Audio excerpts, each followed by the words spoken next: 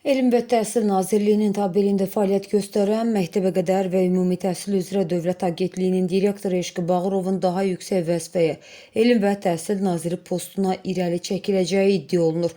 Bir xəbər media xəbər verir ki, Bizim Əsr medianın əldə etdiyi məlumata görə son aylarda Eşqi Bağırovun fəaliyyəti ilə bağlı aparılan qiymətləndirmələrin nəticələri müsbət olub. Mənbənin bildirdiyinə görə onun təhsil sahəsindəki fəaliyyəti, müxtəlif rəhbər vəzifələrdə qazandığı təcrübə, idarəetmə bacarığı və həyata keçirdiyi layihələr yüksək qiymətləndirilib. Məlumata əsasən son dövrlərdə Eşqi Bağırovun vəzifədən uzaqlaşdırılacağı ilə bağlı müxtəlif iddialar yayılsa da, həmin məlumatlar öz təsdiqini tapmayıb. Bu hazırda Məktəbəqədər və Ümumi Təhsil üzrə Dövlət Agentliyinin direktoru vəzifəsində fəaliyyətini davam etdirir. Məhz bu amillər Eşqi Bağırovun Elm və Təhsil Nazirliyinə rəhbərlik edəcək əsas namizədlərdən biri kimi qiymətləndirilməsinə səbəb olub.